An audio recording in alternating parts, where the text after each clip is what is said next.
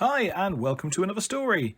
If you're enjoying Dob Entertainment and want even more, then check out my Patreon channel, patreon.com/James Dobinson. Link in the description. There you'll find full audiobooks for Harry Potter, The Hunger Games, Lord of the Rings, Roald Dahl, David Walliams and many more being added all the time. Thanks for your support as always. Let's get into the story. Hi and welcome to another story, and today we have part 2 of Hetty Feather by Jacqueline Wilson, continuing from chapter 4. We all mourned Martha, but within a few weeks we had almost forgotten her. I sometimes dreamed about her and reached out in my sleep for her hand or her hair, and then felt a pang, but Martha's place was soon taken by another little girl, a baby called Eliza. "That's my name," said our Eliza. "Oh, let me hold her, she's such a little darling." Eliza and Mother fussed excessively over the baby. I thought her a plain, puny little thing with a mewling wail that was most aggravating. "Oh, Hetty, you should have heard yourself when you were a baby. You shrieked like a banshee," said Jem, chuckling. I was so relieved to see that Jem showed only a mild interest in my new little sister. He was fonder than ever of me, taking me everywhere with him. Father wanted Jem to help out on the farm when he wasn't at school, so Jem took me along too. I helped with the harvest. I dug for potatoes. I milked the cows. I thought at first that they were our crops, our cattle, and all the land was ours. It certainly felt that way, for all the other men treated our big father with respect. Some of the young lads even doffed their caps to him. But when Jem took me to the harvest supper in the barn beside the big farmhouse, I saw our father doff his cap to Farmer Woodrow. His wife, Mrs. Woodrow, was pouring cider and serving great plates of meat to everyone. She laughingly gave Jem half a tankard and said, "Only give your sister a sip, young Jem." She was peering at me curiously. I stared back at her, and she laughed and pulled one of my red plaits. "She looks a fiery one," she said. "So she's one of your mother's foundling children." Jem pulled me onto his lap protectively.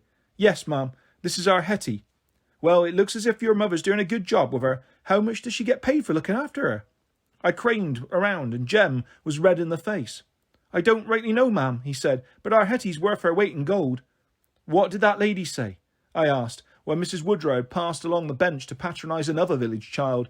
"Oh, take no notice," said Jem, which of course made me notice more. "Does mother get paid for looking after us?" I asked. "I'm big, not little like you. I don't need looking after," said Jem, not really answering my question. That Christmas, Mother made me a doll, a rag baby with a sacking dress and a scrap of white muslin for a bonnet. She had little button eyes and a mouth that smiled. I thought her the most beautiful doll in the world and cradled her in my arms all the time, even while I ate my roast chicken. Gideon looked longingly at my soft, pretty rag baby and begged to hold her just for a moment. Mine was the only doll. The new baby, Eliza, was too little for dolls, and big Eliza and Rosie, great girls, long past the doll stage. Gideon's own present was a little horse carved out of wood by Father. It was an excellent horse, with its own brown leather saddle. Saul had a horse with a saddle too, and made it gallop across the floor. Jem and Nat got pocket knives, and Rosie and Eliza bead necklaces, one blue and one green. Marcus and Bess and Nora, the grown-up children, were not given leave to come home, but Mother had sent them parcels. She said she'd sent another parcel too, a twin rag baby to mine, specially for Martha. "Will Martha have a lovely Christmas day like us?" I asked. "Oh yes, Hetty. She'll have a wonderful time with all her sisters. I dare say they'll all get lots of presents and fancy food, and they'll play games and have such larks," said Mother. "Don't you worry your little head about Martha, Hetty." I still did worry. Mother did too. When I trailed downstairs that night to trek out into the privy, I'd had 2 helpings of figgy pudding and had a bad stomachache. I found Mother weeping in a corner, holding Martha's old checked pinafore, clutching it to her chest as if it were her own rag baby. Mother took me out to the privy and held my hand while I groaned, and then, when I was better, she carried me back indoors. It was chilly downstairs without a fire, but Mother wrapped me up tight in Father's huge smock and cradled me in her arms. "There now, my lambkin," she said. "I have you safe, don't fret." Her voice was hoarse, and I felt a tear drop in my face. I wrenched a hand free from my tight wrappings and reached up and stroked her damp cheek. "There now, Mother," I said. "Don't you fret." She laughed at me, but she was still crying too. She murmured something. I didn't quite catch what she said, but now I am absolutely certain it was, "I shall miss you so, Hetty Feather." The enormity of what was to happen to me that didn't dawn until late spring, when Saul went. For days Mother had been favouring him, pretending not to see when he poked me with his crutch, when he tripped Gideon, when he pinched Eliza in her cradle. Mother rubbed his poorly leg and encouraged him to stand up straight when he walked. That's it, my little man. Step out like a soldier. Left, right, left, right. Yes, I'm a soldier like my brother Nat. I'm a soldier and I shoot people with my gun, said Saul, aiming his crutch at me. Bang, bang, you're dead, Hetty. He banged so enthusiastically he struck me sorely in the chest. No, you're dead, Saul, I said, seizing the broomstick. I'm a soldier and I'm on my horse, gallopy, gallopy, and I'm going to whack, whack, whack you. Hetty, stop that now. Stop plaguing us. I need a little time with your brother, said Mother, pushing me away. I flounced off in a temper. Jem was at school, so I played with Gideon instead. We'll play whacking, Gideon, I said. No, don't want to, Gideon whimpered. I'm not going to whack you, Gid. We'll whack Saul. Whack, whack, whack. Not really, said Gideon, looking horrified.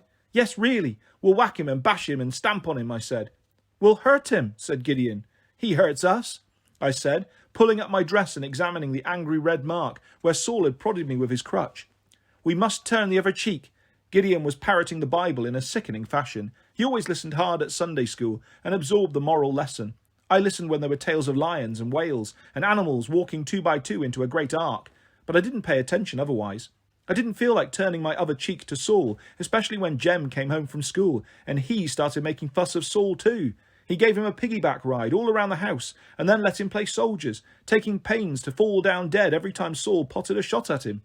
When I tried to join in too, Saul screamed, No, this is a boys' play, Hetty, and Jem didn't dispute this. I stomped off and murmured darkly to my rag baby, hating them all, even my Jem. I especially hated Saul. When Mother bade us kiss goodnight, I sucked my lips in tight and wouldn't kiss Saul. I did not relent, even when Mother shook me. You'll be sorry, Hetty, she said ominously. No, I won't, I said, but it came out because my mouth was still shut into a slit. Please, Hetty, there's a dear, Jem whispered into my ear, but I took no notice. Saul didn't care in the slightest. He laughed at me triumphantly, eyes bright, cheeks scarlet with excitement, the centre of everyone's attention. He didn't have any idea what was going to happen either, not till Mother woke him at dawn. I heard him getting cross, then crying, then screaming. I sat up, my heart thudding. I ran to him. Mother had him half-dressed in his best Sunday clothes, but he was kicking hard with his good leg and pummelling with his arms. All the while he screamed, No, Mother, no, I won't go. Rosie and big Eliza were trying to help Mother get him dressed, while baby Eliza wailed miserably in her cradle. What are you doing? Why are you dressing Saul in his Sundays? I asked. For pity's sake, Hetty, I can't be doing with your questions, not now, Mother gasped. Oh, Saul, my sweetheart, try to be a big, brave boy. But Saul scrunched himself up small and sobbed. I stared at him. Suddenly, I didn't care about all his proddings and pinchings. He was Saul, my brother, and I couldn't stand to see him so scared. I plunged forward and threw myself at him, planting eager wet kisses on his cheek and neck and curly hair. Saul clung to me. Oh, Hetty, Mother's taken me away to the hospital and I can't never come back, he sobbed. No, you can't, Mother. You won't, I shouted, and I started hitting and kicking her too. Jem and Nat had to carry me away while Mother persisted with dressing Saul. I don't know whether he continued to cry. My own shrieks were too loud for me to hear anything else. Nat thumped me hard and shouted at me. Jem held me close and whispered soft words into my ear, but I didn't respond to either brother. I was lost in the horror of losing Saul. I would never, ever have the chance to be a good sister to him. I screamed until my throat was raw. I went on screaming until I slept. When I woke, I had no idea whether it was morning or afternoon. The house was horribly silent, though I could hear a little snuffling noise close by. I reached out across the bed, but there was no one there. The snuffling continued from under the bed. I leaned out, hung my head down, and saw Gideon curled up beneath me. Oh, Gid, I croaked, barely able to talk. Come up into the bed. But he wouldn't, so I crawled underneath beside him, lying on the cold, dusty floorboards. What are you doing, Gideon? I asked. Are you pretending to be a chamber pot? I said it to make him laugh, but he went on snuffling. You cry ever so quietly, I observed. I scream and scream. I know, said Gideon thickly. His face was so sodden with tears and snot he could scarcely breathe. I very kindly lifted up my nightgown hem and mopped him dry.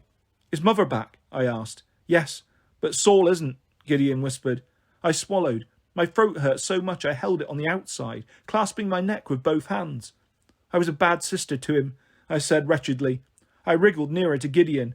I shall be a lovely sister to you now, Gid, I said, putting my arms around him. I was smaller than him, but he felt very little and spindly in my arms. I could feel him trembling. Hetty, Will Mother will she take us to the hospital?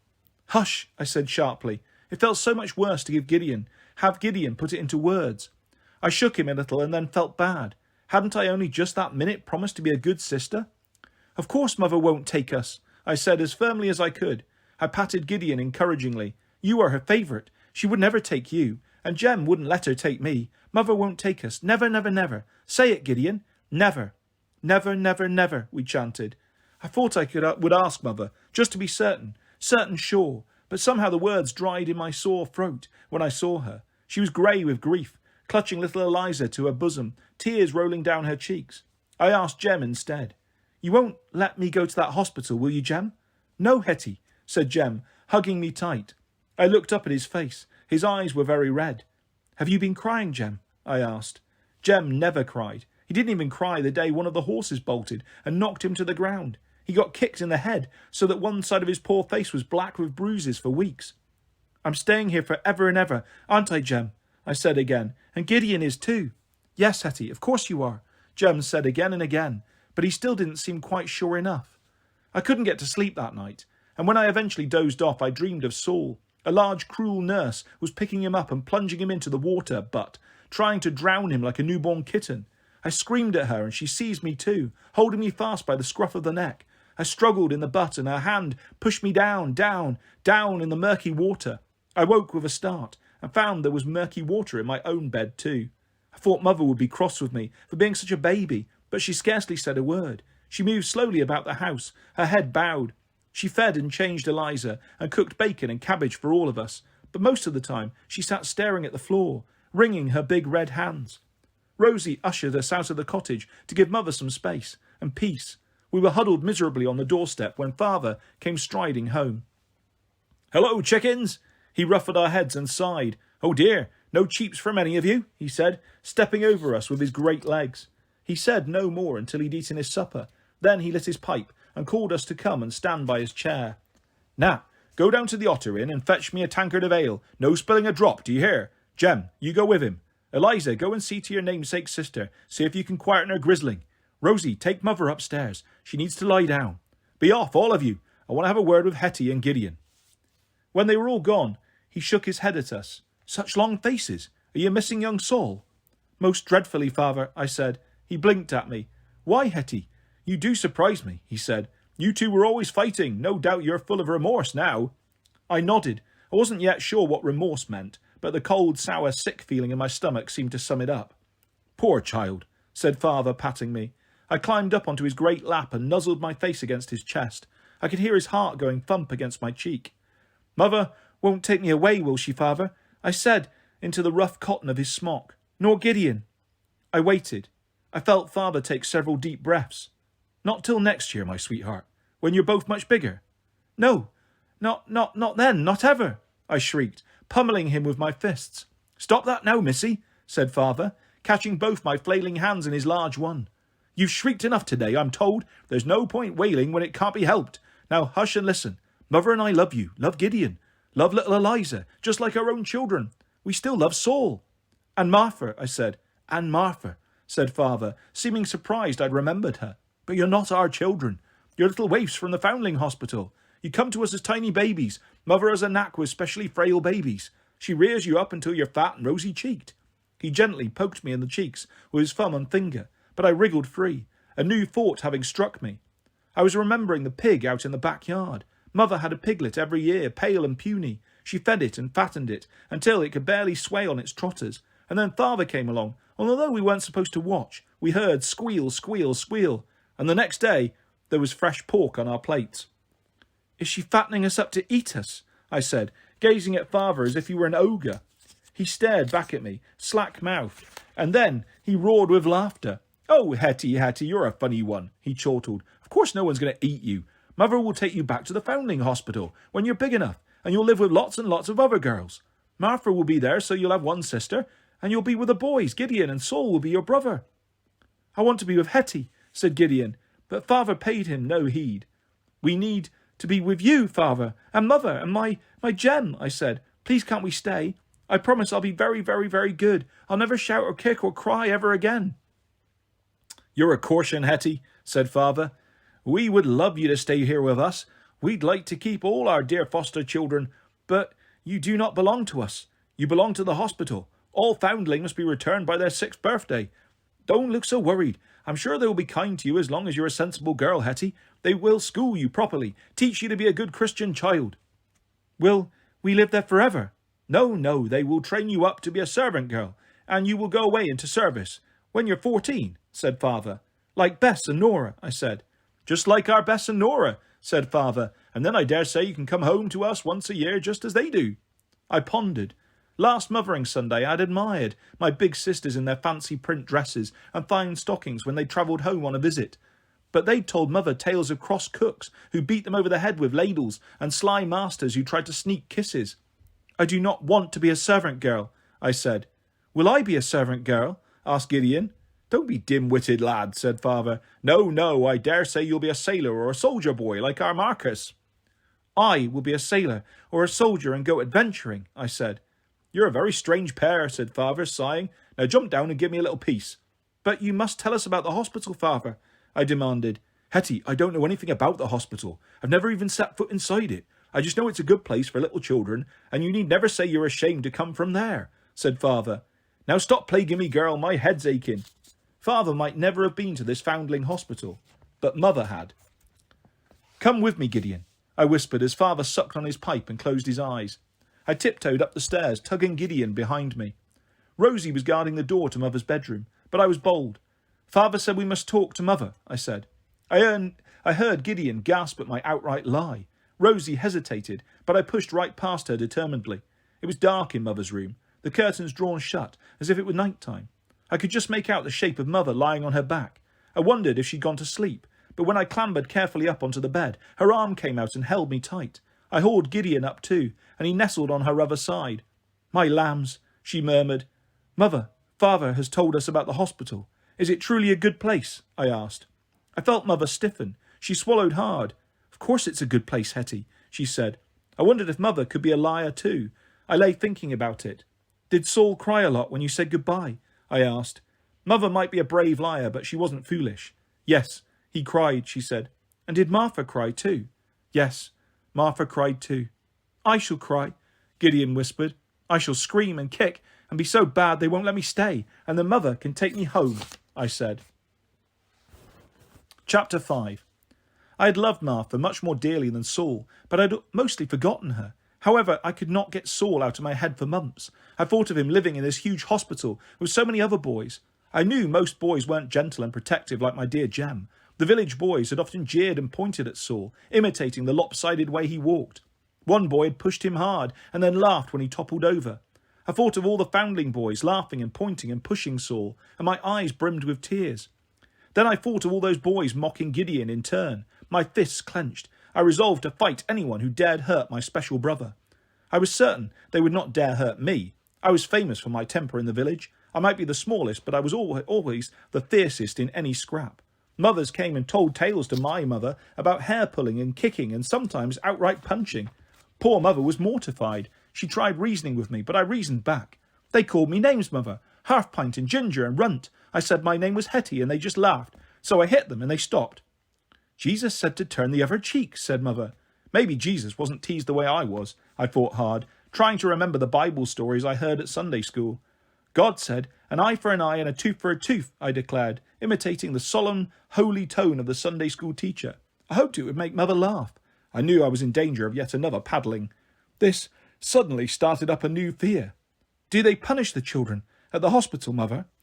Not if they're good girls and boys, Mother said. This was not reassuring. I fought hard. Is that why they're there? Because they're bad?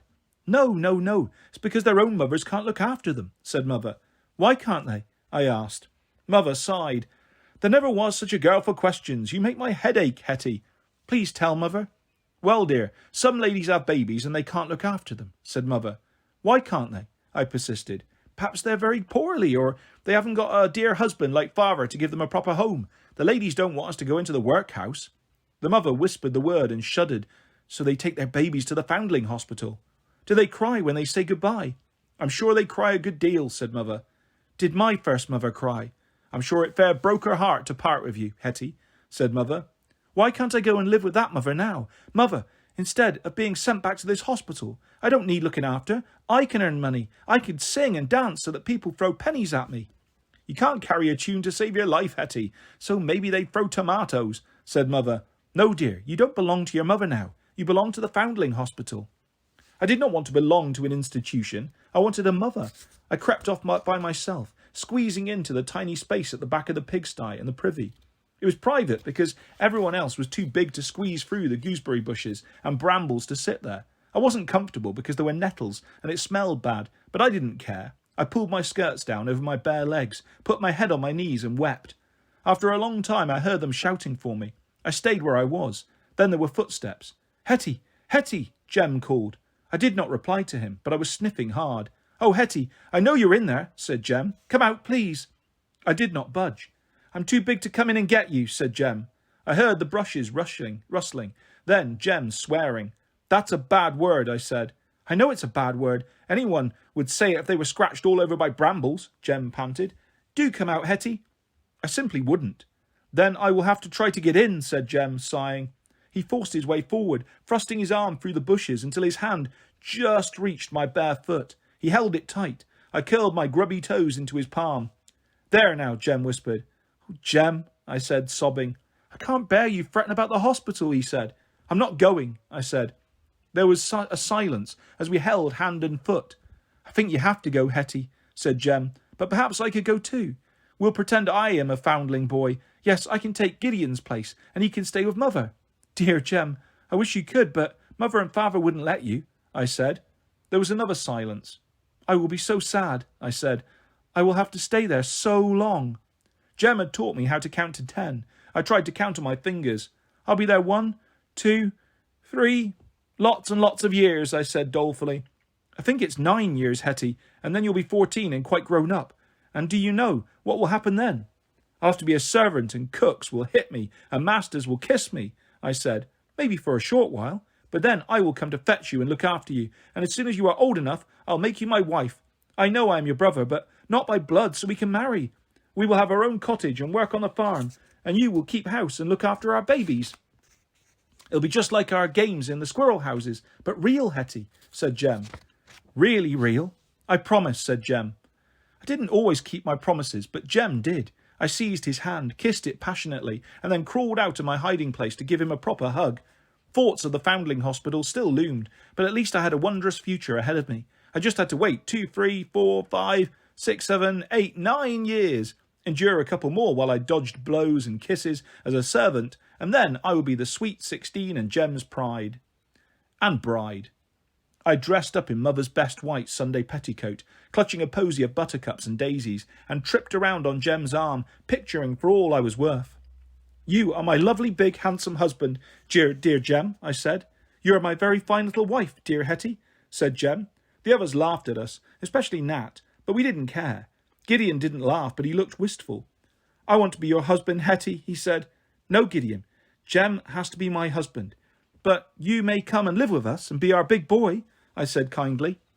I was out one day in the meadow playing bride with my husband and big boy when I heard distant cheering and hurrahs, as if half the village were coming to applaud our marriage. I looked over the grass, squinting in the sunlight. I could see no one. They must be processing along the other side of the tall hedgerow. Then I saw a gigantic grey head poking up above the hedge, a huge head with wrinkled skin and a tiny eye and the longest nose in all the world. I knew what it was. "Oh, my stars! E is for elephant," I gasped. "There is an elephant walking along the lane." Jem was facing the wrong way. He did not take me seriously. "Has it come to our wedding as a guest?"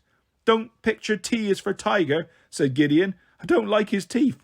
"I'm not picturing. The elephant is real," I said, tugging at them. "Look." They turned and saw the head bobbing along above the hedgerow for themselves. Jem shouted, and Gideon shrieked. "Come on, let's see it properly," I said, grabbing their hands. "No, no, it'll eat us," Gideon cried. "Don't be such a baby. Come on," I commanded.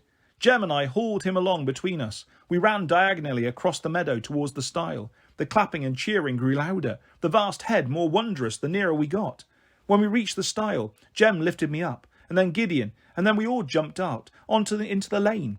There was the elephant plodding along the path, A real true elephant with such wrinkled skin, such huge legs, such an immense belly. A man in a military coat and great black boots strode along beside the beast, leading him like a dog on a chain. Another man capered about beside them, the oddest creature I'd ever seen, with hair sticking up on end and a bright red nose, his feet in great black shoes that flapped comically. He was banging a drum and dancing. 2 big boys danced along beside him, dressed in the oddest clothes, sparkly silver shirts and very short breeches and white tights. Jem's mouth hung open in shocked horror, but Gideon pointed in awe. These boys paused and suddenly went forward into a tumble, over and up in the air and over again. "Oh, my stars," said Jem, overcoming his scorn at their girlish garb. He could go head over heels and stand on his hands, and frequently did so to amuse me, but he couldn't possibly caper like these boys. Then came great wagons, painted scarlet and emerald and canary yellow. There was a message written in curly writing on the sides of each one. I knew my alphabet, but I couldn't figure words properly yet. Jem read it for us. "The Great Tanglefield Travelling Circus. Observe Elijah, the largest elephant in the entire world. See the exotic animals in our vast menagerie. Gasp at fair Flora, dancing on the tightrope for your delight. Chortle at the antics of Chino the comic clown. Marvel at Madame Adeline and her star troop of horses. Hurrah for Tanglefield's travelling circus." Almost at the end of this magnificent procession rode a beautiful lady in sparkling pink, wearing no dress at all, just the merest stiff frill. Her long flame-red hair tumbled past her bare shoulders. "Just look at that lady, with scarcely any clothes," said Jem. "See her tiny shoes. Oh, I wish I had little shoes like that, instead of big, ugly boots," said Gideon.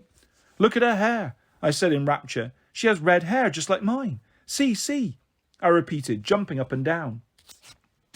The wondrous woman raised her hand and waved to us, and we waved back wildly, honoured to be noticed. Another comical man with a red nose and bizarrely big breeches came capering along at the very end, speaking into a large horn so that his voice boomed out above the hubbub. "Come to Tanglefield's travelling circus tonight, at 7 or Saturday at 2. The show will be in Pennyman's Field, adults 6pence, children 3pence, a total bargain. So come and see and wonder. Come to Tanglefield's travelling circus tonight." He recited it again and again until the procession was out of sight, and his voice was a tiny, tinny whisper. "Oh, Jem, Gideon, we must go to the circus," I said, jumping up and down. We must, said Gideon, jumping too, pink in the face. "But we haven't got 9pence, said sensible Jem. "I've got 2 pennies that Mrs. Blood gave me at the Otter Inn for collecting up all the tankards, but that's all." "We will ask Mother," I said, but Mother shook her head.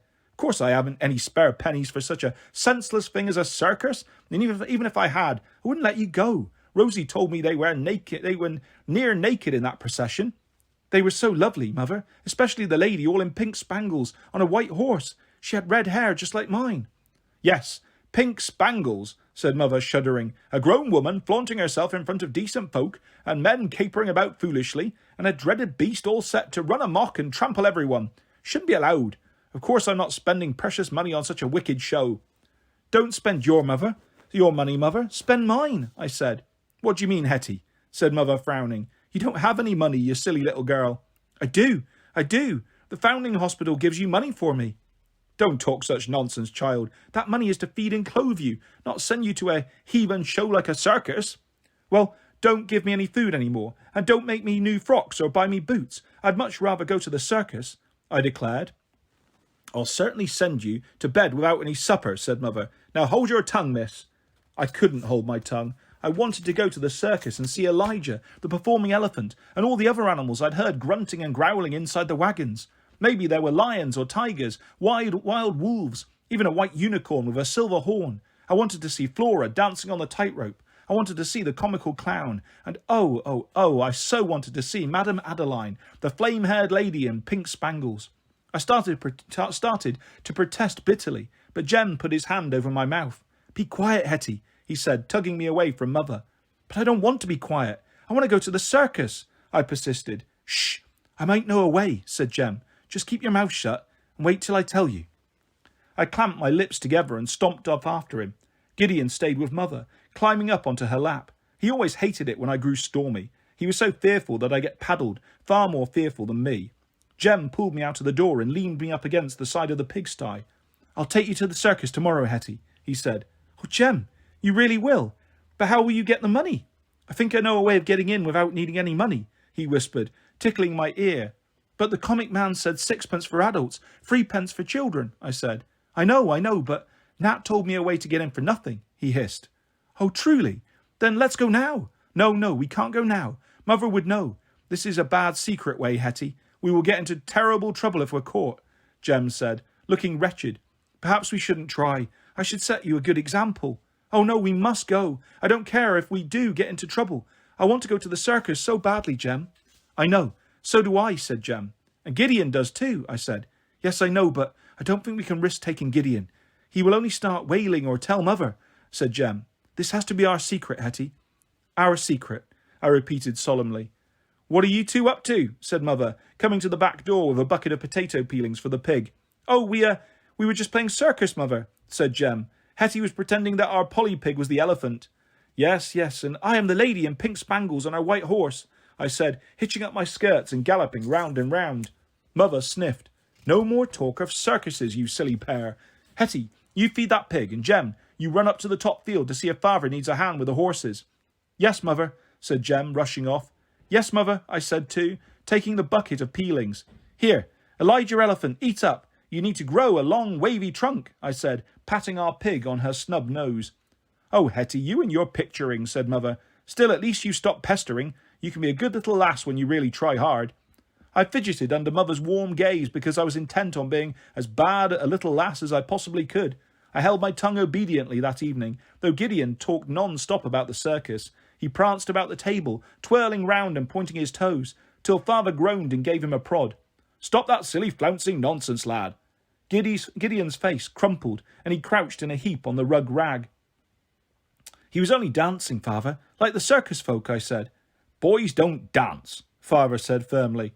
I opened my mouth to tell him we'd seen the circus boys dance, and tumble head over heels, and do handstands, but Jem gave me a nudge. It was never a good idea to contradict Father. Boys march like soldiers, Father said. Show him, Jem. Watch me, Gideon. Left, right, said Jem, striding about and swinging his arms.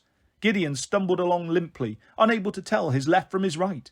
I don't want to be a soldier, he said miserably, when he climbed into bed that night. I want to be a circus boy.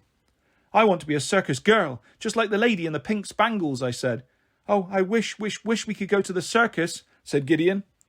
I bit the thumb I was sucking. I badly wanted to take Gideon with me the next day, but I knew Jem was right.